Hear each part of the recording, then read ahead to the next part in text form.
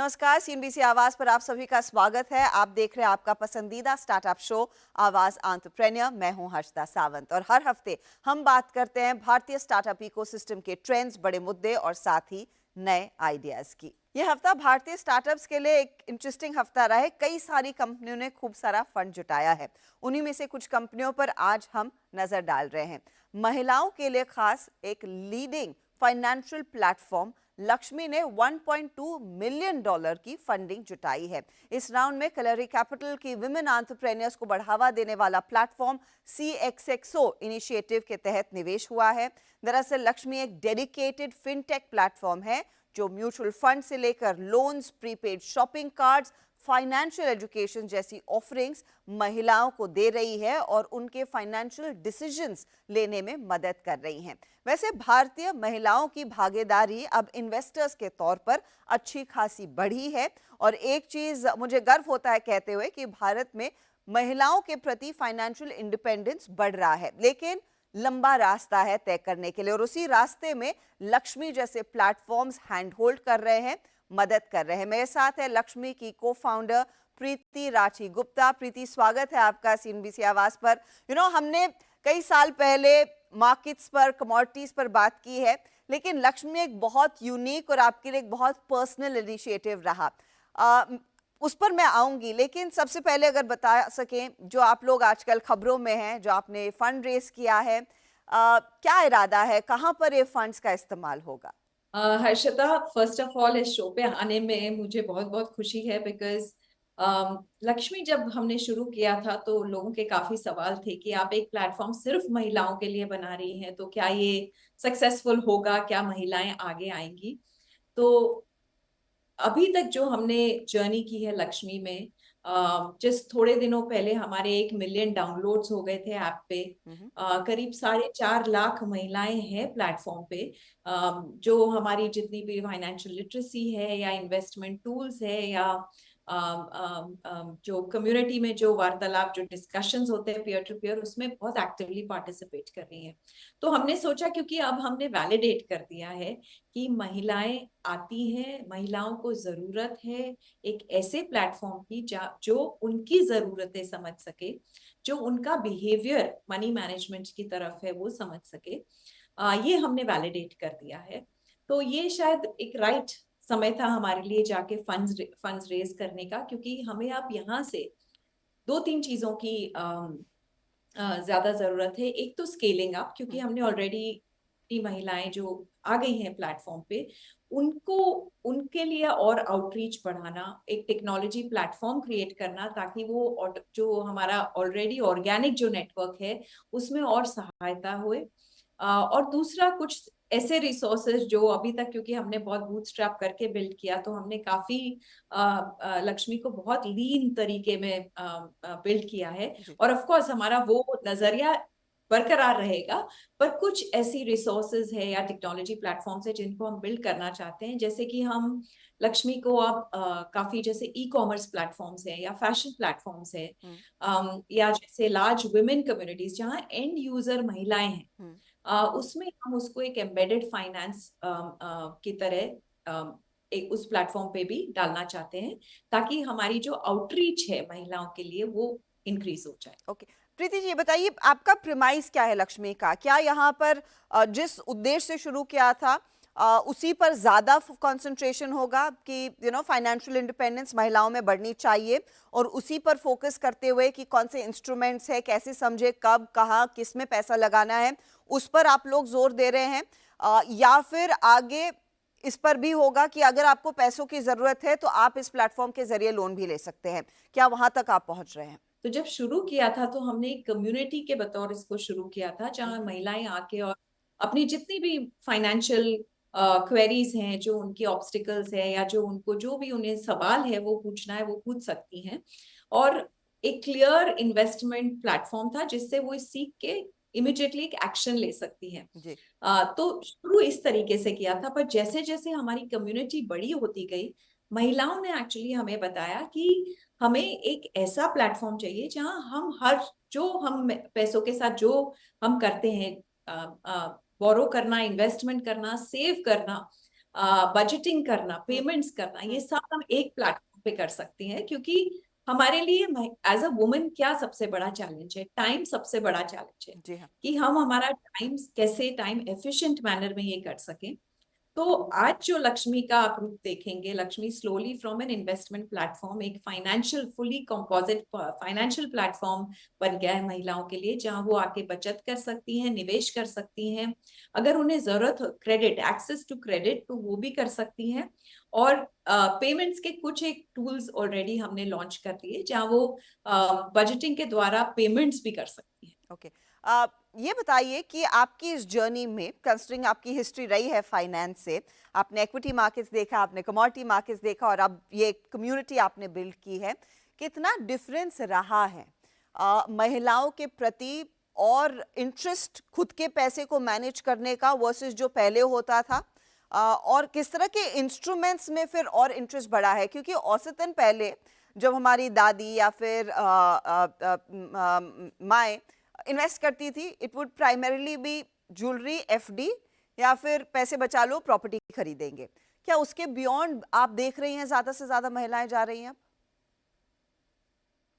तो हर्षिता, बिल्कुल, एक्चुअली मैं यहाँ पे एक चीज जरूर बताना चाहूंगी। मेरे लिए इंस्पिरेशन ये मेरी दादी है, ये प्लेटफॉर्म के लिए, क्योंकि उनको मैंने देखा है कि किस तरह वो बचत करके, आप सही कह रही हैं, उस समय क्योंकि कैपिटल मार्केट्स नहीं थे या एक्सेस नहीं था, तो वो पैसे गोल्ड खरीदती थी, या वो उस समय भी अपने पैसे एक्चुअली लेंड करके बढ़ाती थी, ताकि उनके परिवार की जो भी जरूरतें हैं, स्पेशली उनके बच्चों की पढ़ाई हो सके। तो आई थिंक चैलेंज ये हो रहा था बीच में कि महिलाएं अगर अपने पैसे बढ़ाना भी चाहें, तो उनके पास इंफॉर्मेशन या लिटरेसी या एक्सेस नहीं था कोई प्लेटफॉर्म का, जो जहां जाके वो अपने सवाल पूछ सके या जहां वो सीख सके। जितने भी आज तक फाइनेंशियल प्लेटफॉर्म्स है, उनकी जो कम्युनिकेशन है वो टिपिकली मेन की तरफ रही है, क्योंकि वो बात करते हैं आप कितना रिटर्न्स बना सकते हैं, लेकिन जैसे हम, अगर एज अ वुमन अगर मैं कुछ पैसे अलग रखूं या इकट्ठा करूं, तो मेरे मन में ऑलरेडी एक गोल है, मुझे पता है कि ये मैं इसलिए रख रही हूँ ये पैसे अलग। तो अगर उनके बिहेवियर को ध्यान रखते हुए, और ये एक बहुत बड़ा मिथ है हर्षदा, जो धीरे धीरे टूटता जा रहा है, कि विमेन रिस्क एवर्स हैं। मैं ये बिल्कुल, और ये हमने कम्युनिटी के द्वारा या और लक्ष्मी पे हमने बिल्कुल प्रूव कर दिया है कि अगर विमेन लिटरेसी, अवेयरनेस, एजुकेशन करती हैं कि जी। आप कहाँ कहाँ पैसे डाल सकती है, तो हमने देखा है बहुत सारी महिलाएं इक्विटी एक्चुअली चूज करती है, क्योंकि वो समझ जाती हैं कि अगर लॉन्ग टर्म में मेरा कोई फाइनेंशियल गोल है, जैसे कि मेरी बच्चे की पढ़ाई हो या मेरा अपना रिटायरमेंट हो, तो वो उसमें पैसे डालने से बिल्कुल नहीं झिझकती है। तो एजुकेशन एक मिसिंग टूल था। और दूसरा जो बदल गया है वो ये है कि आज के वातावरण में महिलाएं बहुत डिजिटली savvy हो गई। जी। तो मैं ये नंबर्स हमेशा बताती हूँ। देखिए, इंडिया में करीब 60 करोड़ महिलाओं के पास बैंक अकाउंट्स है। कम से कम इसमें से 10 करोड़ महिलाएं यूपीआई यूज कर। आज यूपीआई यानी कि आप एक मनी ट्रांजैक्शन डिजिटली कर रही है, तो आपका ऑलरेडी कंफर्ट है विद एन ऑनलाइन प्लेटफॉर्म जहां आप मनी ट्रांजैक्शन कर रही है। अब सबसे पहले लो हैंगिंग फ्रूट हमारे लिए है ये 10 करोड़ महिलाएं, जी हाँ। क्योंकि ये ऑलरेडी ट्रांजैक्शंस कर रही हैं, और इनको ऑलरेडी, बिकॉज ये इकोसिस्टम में है, इनको ये अवेयरनेस है कि बचाए हुए जो पैसे, उनके साथ बहुत कुछ किया जा सकता है। तो ये सोच भी बहुत बदल रही है, और एक्चुअली आज की महिलाएं, थैंक्स टू सोशल मीडिया, जितनी अवेयरनेस है, हर एक महिला जो है आज हमारे देश में, वो बहुत एस्पिरेशनल है। मैं आपसे ये समझना चाहूंगी अब आखिर में, प्रीति, आपका कोर ऑडियंस कौन है? क्या वो महिलाएं जो मुंबई, दिल्ली, बैंगलोर जैसी मेट्रोज में काम कर रही हैं, या फिर उसके बियॉन्ड आप महिलाओं तक पहुंच रही हैं? और किस तरह के इंस्ट्रूमेंट्स लार्जली महिलाओं में आजकल पॉपुलर हैं इन्वेस्टमेंट के लिहाज से और ऑफ कोर्स अपने फाइनेंशियल गोल्स को अचीव करने के लिहाज से? एब्सोल्युटली। तो देखिए हर्षिता, ये बात तो हम सब जानते हैं कि महिलाएं कोई भी सेगमेंट में हो, अगर हम हमारे देश की महिलाओं की पॉपुलेशन को अक्रॉस सेगमेंट्स देखें, right from low income to middle income to affluent, mass affluent और HNI, इन सब में महिलाओं को अब जरूरत लगने लगी है। तो ये सारा ही एक ओपन अपॉर्चुनिटी है हमारे लिए। और ये क्योंकि अब आप 100 रुपए 500 रुपए महीने में भी आपकी निवेश इन्वेस्टमेंट जर्नी शुरू कर सकती हैं। तो ये एक्चुअली जो मास मिडिल इनकम ऑफ इंडिया उनके लिए काफी एक अपॉर्चुनिटी खोल देता है।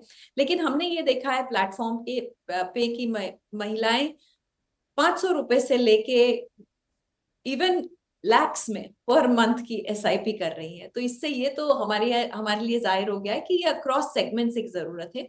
हमारा फोकस है एक्चुअली लार्जली वो मिडिल इनकम पे, जहां महिलाएं बचत करती है। इंडिया में एक ब्यूटी है कि हमारे लिए आज भी हम एक बचत सेविंग्स इकोनॉमी और क्रेडिट इकोनॉमी नहीं है। तो बहुत सारी वो सेविंग है, क्लोज टू 460 और 80 बिलियन डॉलर्स है जो कि फिक्स डिपॉजिट्स और गोल्ड में है।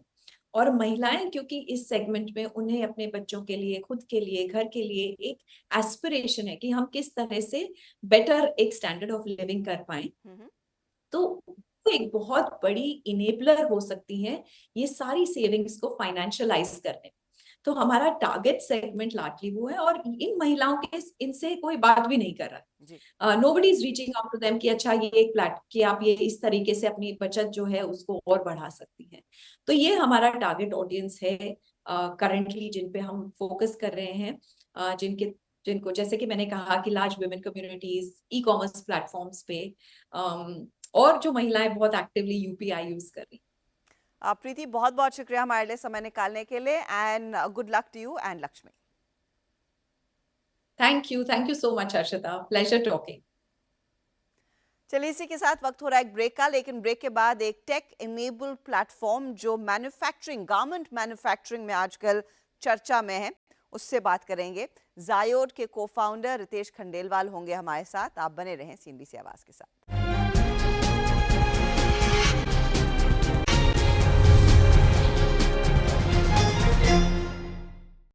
Welcome back. आप देख रहे हैं आवाज एंटरप्रेन्योर सीएनबीसी आवाज पर। टेक स्टार्टअप्स का दमखम आजकल हर सेक्टर में छाया हुआ है।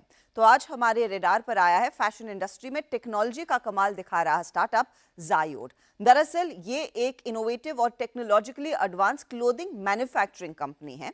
इन्होंने हाल ही में $18 मिलियन की सीरीज ए फंडिंग जुटाई है। AI powered end to end design से डिलीवरी सॉल्यूशंस मुहैया कराने वाले इस बिजनेस ने ब्रांड्स के लिए कॉन्सेप्ट टू कंज्यूमर की पूरी प्रोसेस को स्ट्रीमलाइन किया है, ताकि ब्रांड्स अपना फोकस डिजाइन पर कंसंट्रेट कर सकें। क्या है कंपनी के आगे के प्लान्स? जायोड के को फाउंडर रितेश खंडेलवाल मेरे साथ जुड़ रहे हैं। रितेश, स्वागत है। Congratulations on your series A. सबसे पहले इसी फंडरेज की चर्चा करते हैं, क्योंकि इस हफ्ते गिने चुने जो फंडरेजेस हुए हैं उसमें आपकी कंपनी का भी नाम प्रमुख तौर पर सामने आया है। बताइए, प्लान क्या है? कौन कौन से लोगों ने दरअसल निवेश किया है, और जो फंड्स आपने रेज किए हैं उसका इस्तेमाल किस पर्पस के लिए होगा? सबसे पहले हर्षिता, बहुत बहुत धन्यवाद आपका कि आपने मुझे आज सीएनबीसी आवाज के इस प्रोग्राम में शामिल किया। जायोड एक B2B टेक मैन्युफैक्चरिंग प्लेटफॉर्म है जो हमने फंड रेज किया है 18 मिलियन का। इस फंड को हमें लीड किया है इस बार आरटीपी ग्लोबल ने, और इसको हमारे करंट इन्वेस्टर्स लाइट स्पीड ने वापस से बैक किया है। साथ में ऑल्ट्रिया कैपिटल, स्ट्राइड वेंचर्स वगैरह ने इसको सपोर्ट किया है। और इस फंड का यूटिलाइजेशन हम लोग करेंगे जो आज एसएमई मैन्युफैक्चरर्स इंडिया में है, उनको सपोर्ट करने में, टेक्नोलॉजी को डेवलप करने में, एआई टूल्स बनाने में, और साथ में जो प्रोसेस हम लोग बिल्ड करते हैं उस प्रोसेस को भारत के जो छोटे छोटे एसएमई मैन्युफैक्चरर्स है वहां तक पहुंचाने में। तो अगर हमें समझा सके, क्योंकि आपने कहा कि एसएमई मैन्युफैक्चरर्स के साथ आप काम करेंगे, एग्जिस्टिंग पार्टनर्स को शायद और बेटर सपोर्ट करेंगे। आपका बिजनेस गारमेंट मैन्युफैक्चरिंग से जुड़ा हुआ है और इनको आप ईआरपी सॉल्यूशंस देते हैं। एक्सप्लेन कर पाएंगे ये ईआरपी सॉल्यूशंस गारमेंट मैन्युफैक्चरिंग में कैसे फिट होते हैं? बेसिकली हर्षदा, हम लोग डिजाइन टू डिलीवरी पूरा सॉल्यूशन देते हैं ईआरपी के साथ साथ में। और हम लोग क्या करते हैं, मैं आपको छोटा सा एग्जांपल देके समझाता हूँ कि पहले क्या होता था कि पहले जो हमारे ब्रांड्स हैं वो लोग जब कोई भी चीज डिजाइन से लेके डिलीवरी तक पहुंचाते थे तो उनको 90 से लेके 120 150 दिन का समय लगता था। और वहीं पे चाइना और जो हमारी कम्पिटिटिव जो कंट्रीज है उनको वो टाइम कम लगता है, तो इंडिया में वो टाइम ज्यादा लगता था। इसी प्रॉब्लम को सोल्व करने के लिए हम लोगों ने पूरा टूल हमारा बनाया है, पूरी टेक्नोलॉजी हमने बनाई है, पूरी प्रोसेस हमने बनाई है। और इसके साथ में आपको मुझे बताते हुए बहुत खुशी हो रही है कि आज हम विश्व की सबसे तेज गति से डिजाइन टू डिलीवरी सोल्यूशन देने वाली एक मैन्युफैक्चरिंग कंपनी है, जिसमें कि हम 20 दिन से लेके 45-50 दिन के अंदर में एक डिजाइन को डिलीवरी तक पहुंचा देते हैं। और साथ में जो हमारी पूरी प्रोसेस है उसको हम छोटे-छोटे मैन्युफैक्चरर के साथ में इंटीग्रेट करते हैं और उनको हम उतना मजबूत बनाते हैं, उनकी प्रोसेस को इतनी स्ट्रेंथन हम लोग बना देते हैं कि जिससे कि वो आज वर्ल्ड वाइड ब्रांड्स को सर्विस देने के लिए तैयार हो जाएँ। ओके, अगर ये थोड़ा सा और ब्रेक डाउन कर सके रितेश, अज्यूमिंग मैं गारमेंट मैन्युफैक्चरर हूँ और मैं बनाती हूँ स्कर्ट्स, अब इसमें आप लोग जायोड कैसी मदद करेंगे स्कर्ट्स बनाने में? क्या आप डिजाइन करने में मदद करेंगे? क्योंकि नॉर्मली जो मैन्युफैक्चरर है वो किसी कंपनी के लिए स्पेसिफिक डिजाइन को फॉलो करता है। अज्यूमिंग भारत में वेंडर्स जो हैं वो ज़ारा को सप्लाई करते हैं, जो मैन्युफैक्चर होते हैं, और ये बड़ी प्रोसेस है, भारत, बांग्लादेश, नेपाल, वियतनाम में यही होता है। आप लोग इस साइकिल का हिस्सा कैसे बनते हैं, अगर वो हमें समझा सके? तो जैसे कि मान लीजिए कि आप एक स्कर्ट के मैन्युफैक्चरर हैं, तो हमारे पास में जो टूल है, एआई का जो हमारा टूल है, हम्म। वहां से हम लोग डिजाइन्स पहले सर्च करते हैं जो हमारी, आज आपको पता होगा आफ्टर कोविड इंटरनेट का जमाना बहुत तेज गति से आगे बढ़ा है, सोशल मीडिया से इंस्पिरेशन आती है, तो उस इंस्पिरेशन में जो स्कर्ट की इंस्पिरेशन होंगी उनको हम बहुत जल्दी हम लोग कैप्चर करते हैं और जो हमारे मैन्युफैक्चरर्स हैं हमको बताते हैं कि ये इंस्पिरेशन आपकी इस वक्त चल रही है। ओके। हमारे पास आज की तारीख में 10,000 से ज्यादा डिजाइन बनाने की एक कैपेसिटी है। उसके साथ में हम एक मैन्युफैक्चरर को ये पूरा सपोर्ट देते हैं कि आप इस तरह की स्कर्ट बना के इस तरह का डिजाइन करके आप अपने ब्रांड, जो हमारे ब्रांड्स हैं उनको आप दीजिए। एक तो ये प्रोसेस हो गई। अब इसमें जो पहले 45 से 60 दिन का एक टाइम लगता था, उस टाइम को हमने कम कर दिया, उस टाइम को हम कम करके 10 से 15 दिन के एक टाइम फ्रेम पे हम एक लेके आ चुके हैं। इसके बाद क्या होता है कि एक मैन्युफैक्चरिंग आपकी एक्टिविटी स्टार्ट होती है, प्रोसेस आपका स्टार्ट होता है, उसमें बहुत सारे गैप्स थे। उसमें आज वो सारी एक्टिविटी साइलो में चल रही थी, कहीं से कपड़ा आएगा, कहीं से आपकी कटिंग होगी, कहीं पे आपकी मैन्युफैक्चरिंग होगी, फिर आपकी फिनिशिंग होगी, उसमें गैप्स बहुत सारा था। तो जो हमारा सॉफ्टवेयर है वो ये पूरा बताता है कि आज आपको ये करना है, कल आपको ये करना है, परसों आपको ये करना है। तो क्या होता है कि ये जो हमारी वन टू वन एक स्टेप बाय स्टेप प्रोसेस होती है, इससे आपका टाइम फ्रेम आपका कम हो जाता है। जो आपका टाइम लैप्स होता है, जो आपका टाइम कहीं ना कहीं खो जाता है मैन्युफैक्चरिंग एक्टिविटीज में, वो सारे टाइम को हम लोग सेव करते हुए और पूरी एक्टिविटी को फास्ट कर देते हैं। और यहाँ पर रफली किस तरह के क्लाइंट्स आप ऑन बोर्ड कर चुके हैं? क्योंकि आई अंडरस्टैंड एक छोटा गारमेंट मैन्युफैक्चरर आपके पास आ सकता है, लेकिन क्या बड़े प्लेयर्स के साथ भी आप लोग काम करते हैं? हम लोग डिजाइन टू डिलीवरी कंपनी से, जो कि सीधे बायर के साथ में काम करता है, सप्लायर हमारे बैकएंड में है। तो हमारी जो सप्लाई स्ट्रेंथ है वो आज जयपुर में है, दिल्ली एनसीआर में है, लुधियाना में है, त्रिपुर में है, अहमदाबाद में है, सूरत में है। लेकिन जो हमारे बायर्स हैं जिनको कि हम ऑनबोर्ड करते हैं और उसके बाद में हम जो हमारे बैकएंड से उनको सॉल्यूशन पूरा प्रोवाइड करते हैं, डिजाइन टू डिलीवरी मैन्युफैक्चरिंग के थ्रू हम लोग प्रोवाइड करते हैं। हर्षिता, एक बात मैं आपको ये बताना चाहूंगा कि हम लोग एक सॉफ्टवेयर कंपनी ही नहीं है, हम एक मैन्युफैक्चरिंग कंपनी है जो कि पूरा ओन करती है। क्योंकि आज यदि मुझे आज वर्ल्ड के जो ब्रांड्स हैं उनको चाइना से शिफ्ट करके इंडिया में शिफ्ट करना होगा, तो मुझे उनको पूरा पैकेज देना होगा। जी। सिर्फ सॉफ्टवेयर बेच के या सॉफ्टवेयर की सर्विस देके हम उनको वो एक परिवर्तन उनमें नहीं लेके आ सकते। तो जो हमारे बायर्स हैं, आज मुझे बताते हुए बहुत खुशी हो रही है कि आज 18 से ज्यादा देशों में हमारे बायर्स हैं, 350 से ज्यादा ब्रांड्स के साथ में हम काम करते हैं। और हम लोग पूरा कोशिश करते हैं कि जो ऑर्डर्स आपके उन बायर्स के इंडिया में कैपेबिलिटी नहीं होने की वजह से आज चाइना में जा रहे हैं या बांग्लादेश में जा रहे हैं, वो हम इंडिया में कैपेबिलिटी को बिल्ड करके उसको हम इंडिया में लेकर आए। तो मैं कहीं पढ़ रही थी कि anthropology, urban research, next, even Aditya Birla group और रिलायंस इंडस्ट्रीज के साथ आप लोग काम कर रहे हैं, एम आई राइट?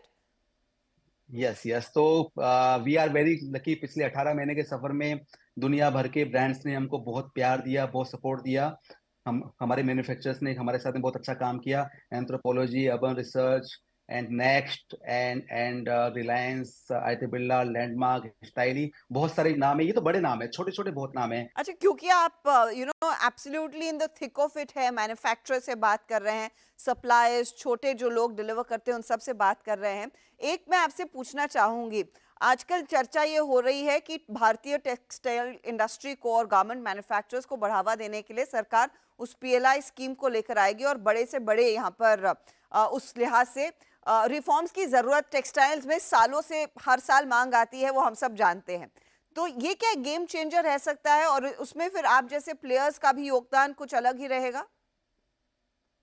बिल्कुल। जैसे आप जानते हैं कि रोटी कपड़ा मकान, तो ये बहुत हमारी मूलभूत जरूरतें हैं। तो रोटी पे काफी काम हुआ है, आपको पता ही है। मकान पे काफी काम हो चुका है, कपड़ा थोड़ा सा पीछे रह गया था। लेकिन और इसमें इसके साथ में एक और मैं आपको बताना चाहूंगा, रेडीमेड गारमेंट मैन्युफैक्चरिंग इंडस्ट्री में जो हमारा ग्लोबल शेयर है एक्सपोर्ट का, वो सिर्फ 4% है। और वहीं पे चाइना ओवर द 40% है, बांग्लादेश बहुत आगे हमसे। तो हम ये पूरी कोशिश कर रहे हैं कि कैसे हम जो कैपेबिलिटी इंडिया के अंदर में स्लो है, जो हम लोग बिल्ड कर सकते हैं खास तौर से हमारे लोकल मैन्युफैक्चरिंग साथ में, उसको हम पहले कैसे बिल्ड करें। देन हम सरकार से भी उम्मीद करते हैं कि वो जो अपनी स्कीम्स होती हैं, जो अपनी एक्सपोर्ट प्रमोशन को, जो उनकी फैसिलिटीज वो लोग जो प्रोवाइड करते हैं, वो उसको और आगे लेकर जाएं। पिछले कुछ सालों में हमने देखा है कि आज भारत का नजरिया पूरे विश्व में चेंज हुआ है, स्पेशली आफ्टर कोविड। चाइना +1 की बातें हर जगह हुई रही थी, तो आज पूरी दुनिया भारत को एक मैन्युफैक्चरिंग हब के तौर पे देख रही है। जी। लेकिन हमें कहीं ना कहीं कैपेबिलिटी बिल्ड करने की बहुत जरूरत है, और उसमें सरकार के सहयोग से भी बहुत तेज गति से फायदा होगा। साथ में जो हमारे अदर पार्टनर्स हैं, जो हमारे क्लस्टर पार्टनर्स हैं, उनके सहयोग से भी हमको बहुत फायदा मिलता है। सबसे बड़ी जो चैलेंज रहा है इस इंडस्ट्री का, गारमेंट मैन्युफैक्चरिंग या फिर टेक्सटाइल का, वो वेस्टेज का चैलेंज। और हम जानते हैं कि लैंडफिल्स में सबसे ज्यादा कपड़ा ही जाता है, चाहे वो इस्तेमाल किया हुआ कपड़ा हो या फिर जो बचे हुए कपड़े रहते हैं गारमेंट मैन्युफैक्चरिंग फैक्ट्री से। ये बताइए, ये वेस्टेज क्या आपके प्रोडक्ट या फिर आपकी ईआरपी सॉल्यूशन से कम हुआ है, और अगर हाँ तो कितना कम हुआ है?